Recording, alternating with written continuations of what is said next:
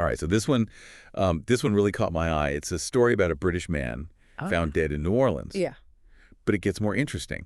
The article mentions ties to the royal family. Oh, wow. Now, that's a headline that makes you want to learn more. Absolutely. Yeah, that's really intriguing. Right. I mean, you see, you got to know more. So we're deep diving into this NOLA.com article titled, British Man Killed in New Orleans, Attack Had Ties to the Royal Family, Reports Say. And trying to, kind of piece together this puzzle. What do we actually know about the victim, and how close were these supposed royal connections? Right. Well, the first thing I noticed, and this kind of jumped out at me, is the lack of just basic information about the victim in the article. There's no name, no age. And that's kind of unusual. Even in early reporting, you usually get at least a little bit more than that. Yeah, I noticed that too. Like, you'd think they'd at least say, John Smith, 45 or something like that. It makes you wonder, why are they holding back even those basic details? Well, it could be for a number of reasons. It could be that they're still in the process of notifying next of kin. Oh. There could be something more sensitive about the case that they're not disclosing yet. Sometimes withholding information can actually be a tactic in the early stages of an investigation. I see. Interesting point. Yeah. So, putting aside the whole, royal angle for just a minute, what about the attack itself? The article's really pretty tight-lipped on the circumstances. Right. It is, and that leaves a lot of room for interpretation. I mean, when you think about New Orleans, certain types of crime might come to mind, but without specifics, it's impossible to speculate responsibly. We don't know if this happened in a high-traffic area, if there were any witnesses, were there cameras.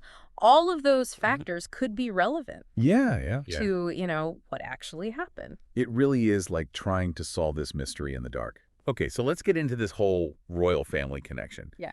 What are some ways we can interpret, that phrase? What does that even mean?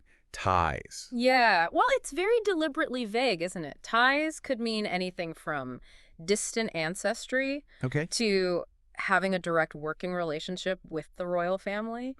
Was he employed by the royal household? Did he hold some kind of a title? Or maybe it's something even as simple as having a family member that married into a distantly related branch of the family. Oh, wow. I mean, it could be anything. A huge range of possibilities. Exactly. Do you think the level of connection could actually impact?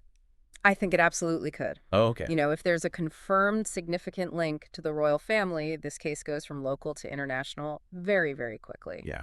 You've got to think about the potential diplomatic pressure, the media frenzy, maybe even the involvement of British authorities. It changes everything. It's amazing to think how one detail or lack thereof can totally shift the whole narrative. Absolutely. It's a reminder to maybe take those early headlines with a grain of salt. Like, wait. I couldn't agree more. It's so easy. With a little more information. Yeah. Yeah. It's so easy to get caught up in that intrigue, especially with a headline like this. Yeah. But this whole deep dive has shown us that there's so much we just don't know. Right. And that's often where the most important questions actually lie. That's so true. And for all of you listening, this case just really highlights how crucial it is to be discerning consumers of information. Look beyond just those headlines. Exactly. Seek out different sources. Be willing to wait until the full story unfolds. Yeah. You might be surprised by what you discover. Right. Absolutely. It'd be totally different than what that initial headline said. Exactly.